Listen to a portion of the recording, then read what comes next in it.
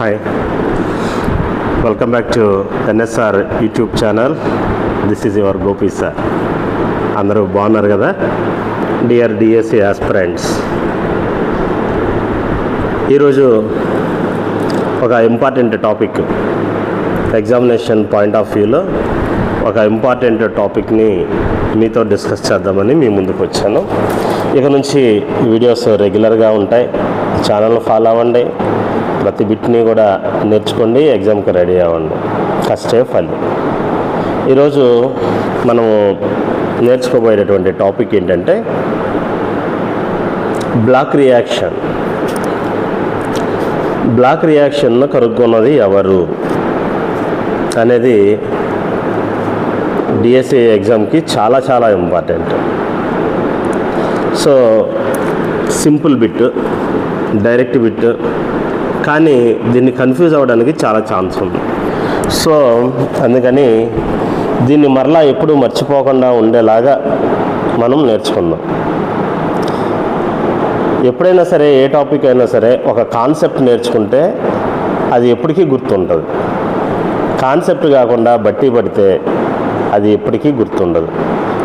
మనం ఎన్ని కోడ్స్ పెట్టుకున్నా సరే కూడా కాన్సెప్ట్ లేనప్పుడు అది ఫెయిల్ అయిపోతుంది. సో బ్లాక్ రియాక్షన్ అనేటటువంటి టాపిక్ గురించి మనం నేర్చుకునేటప్పుడు అసలు బ్లాక్ రియాక్షన్ అంటే ఏంటి అనేది మనం నేర్చుకున్నప్పుడు దాన్ని ఎవరు కనిపెట్టారు అనేటటువంటి విషయాలని మనం ఇంకా ఈజీగా గుర్తుపెట్టుకోవచ్చు. సో ఈరోజు బ్లాక్ రియాక్షన్స్ గురించి మనం నేర్చుకుంటున్నాం.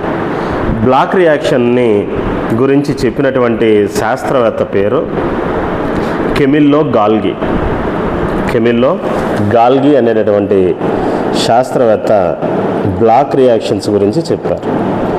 సో డిఎస్సి ఎగ్జామ్లో ఏమని అడగొచ్చు అంటే, బ్లాక్ రియాక్షన్స్ కనుగొన్నటువంటి శాస్త్రవేత్త ఎవరు అని రకరకాలైనటువంటి పేర్లు ఇస్తారు. పేర్లు ఇచ్చినప్పుడు దాన్ని మనం కన్ఫ్యూజ్ అవ్వకుండా బ్లాక్ రియాక్షన్ అంటే ఏంటి అనే విషయాన్ని మనం నేర్చుకున్నప్పుడు అప్పుడు ఆ శాస్త్రవేత్త పేరు కూడా మనకి చాలా ఈజీగా గుర్తుంటుంది. అసలు బ్లాక్ రియాక్షన్స్ అంటే ఏంటి అంటే, కెమిల్లో గాల్జీ అనేటటువంటి ఒక శాస్త్రవేత్త ఆయన ఏం చేశాడంటే, ఎక్కువగా తన ప్రయోగాలను నాడీ వ్యవస్థ మీద ప్రయోగం చేయడం జరిగింది.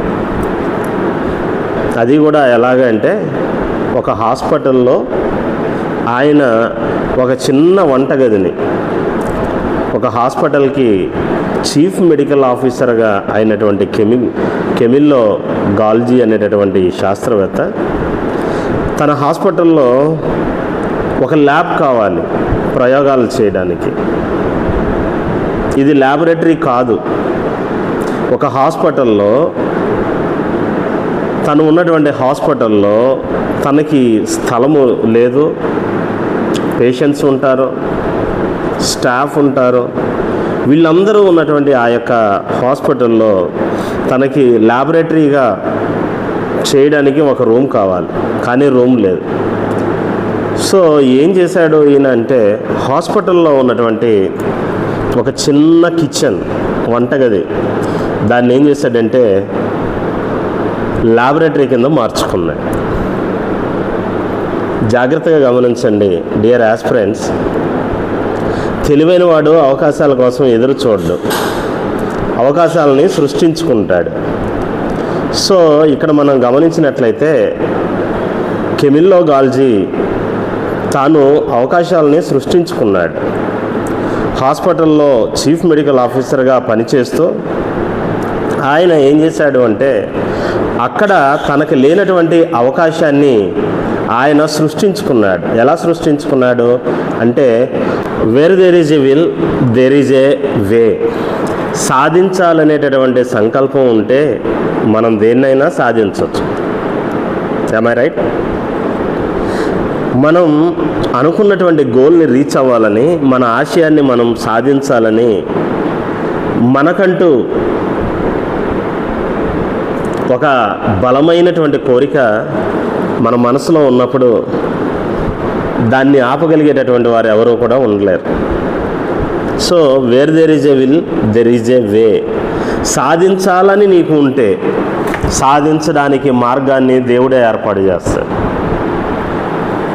డియర్ ఆస్పిరెంట్స్, గమనించండి, కెమిల్లో గాల్జీ ఒక మెడికల్ ఆఫీసర్గా ఉన్నారు, ఒక డాక్టర్గా ఉన్నారు. ఆయన మెడికల్ ఆఫీసర్గా ఉండి తన డ్యూటీ వరకు చేసేసి వెళ్ళిపోతే ఆయన గురించి ఈరోజు మనం నేర్చుకోవాల్సినంత అవసరం ఉండదు.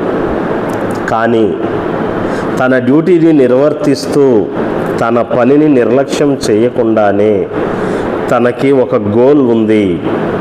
నర్వస్ సిస్టమ్ మీద, నాడీ వ్యవస్థ మీద ప్రయోగాలు చేయాలని ఆయన ఒక సంకల్పం కలిగి ఉన్నాడు. దానికోసం ల్యాబొరేటరీ లేదు, ఒక ప్రత్యేకమైనటువంటి ప్రొవిజన్స్, సదుపాయాలు ఏమీ లేవు. కానీ తన మనసులో సంకల్పం మాత్రమే ఉంది. ఏం చేయాలని ఆలోచించాడో, తన హాస్పిటల్లో ఉన్నటువంటి ఒక కిచెన్, చిన్న వంటగదిని ప్రయోగశాల కింద మార్చుకున్నాడు. ఒక చిన్న ఆధారాన్ని పట్టుకున్నాడు. ఆధారంతో ఏం చేశాడంటే నాడీ వ్యవస్థ మీద ప్రయోగాలు చేశాడు. ఆ నాడీ వ్యవస్థ మీద ప్రయోగాలు చేస్తూ తను చేసినటువంటిది ఏమిటి అంటే staining of nervous system, small nerves, చిన్న నాడీ కణాలను కూడా ఆయన ఏం చేశాడంటే ఐడెంటిఫై చేయడానికి, గుర్తించడానికి స్టెయినింగ్ చేయడం ప్రారంభించాడు, అభిరంజకం చేయడం ప్రారంభించాడు. నాడీ కణాలను ఎప్పుడైతే అభిరంజకం చేయటం స్టార్ట్ చేశాడో ఆయన అతి చిన్న నాడీ కణాలను కూడా అబ్జర్వ్ చేయటం, వాటి పనితీరుని, అలాగే దానిలో జరిగేటటువంటి ప్రక్రియలు ఏవైతే ఉంటాయో వాటన్నిటినీ కూడా కనిపెట్టడం జరిగింది. కాబట్టి ఆయన కనిపెట్టినటువంటి ఆయన నాడీ కణాలను స్టెయిన్ చేసి, స్టెయినింగ్ ప్రాసెస్ ద్వారా, అభిరంజన ప్రక్రియ ద్వారా చిన్న నాడీ కణాలను కూడా ఐడెంటిఫై చేసి వాటి యొక్క క్రియా విధానాన్ని, పనిచేసేటటువంటి విధానాన్ని ఆయన కనిపెట్టడం జరిగింది. ఈ కనిపెట్టడం ఏదైతే ఉందో ఆ యొక్క రియాక్షన్స్ని మనం ఏమంటామంటే బ్లాక్ రియాక్షన్స్ అంటారు. సో నాడీ వ్యవస్థ పనిచేసేటటువంటి విధానాన్ని కనిపెట్టడానికి స్టెయినింగ్, అభిరంజకం చేయటం ద్వారా ఆయన నాడీ వ్యవస్థని, నాడీ కణాలని, వాటి యొక్క ప్రాసెస్ని, అలాగే వాటిల్లో ఉన్నటువంటి అతి సూక్ష్మమైనటువంటి నిర్మాణాలను కూడా కనిపెట్టడం జరిగింది. దీన్ని బ్లాక్ రియాక్షన్స్ అంటారు.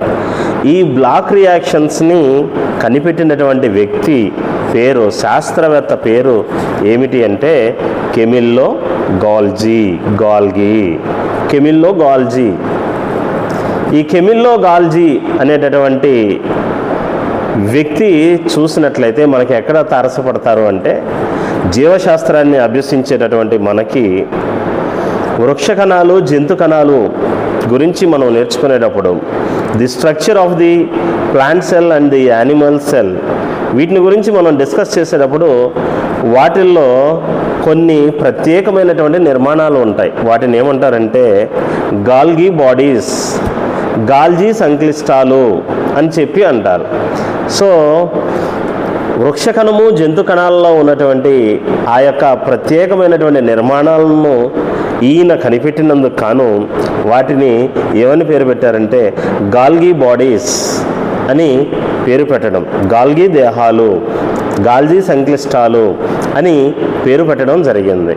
కాబట్టి వృక్ష, జంతు కణాలలో ఉన్నటువంటి గాల్గీ బాడీస్, గాల్జీ సంక్లిష్టాలు ఏవైతే ఉన్నాయో వాటిని కనిపెట్టినటువంటి శాస్త్రవేత్త పేరు కెమిల్లో గాల్జీ. ఆయన నాడీ వ్యవస్థ మీద కూడా ప్రయోగాలు చేయడం జరిగింది. నాడీ వ్యవస్థ మీద ఆయన చేసిన ప్రయోగాలు అభిరంజనం చేయడం ద్వారా అతి సూక్ష్మమైనటువంటి నాడీ కణాల నిర్మాణాన్ని, వాటి పనితనాన్ని తెలుసుకోవడం కోసం ఆయన చేసినటువంటి ప్రయోగాలు ఏవైతే ఉన్నాయో వాటన్నిటినీ కూడా మనం ఏమంటామంటే బ్లాక్ రియాక్షన్స్ అంటారు. కాబట్టి బ్లాక్ రియాక్షన్స్ని ఎవరు కనిపెట్టారు అని చెప్పి ఎగ్జామ్లో అడిగితే కెమిల్లో గాల్జీ అని గుర్తుపెట్టుకోవాలి.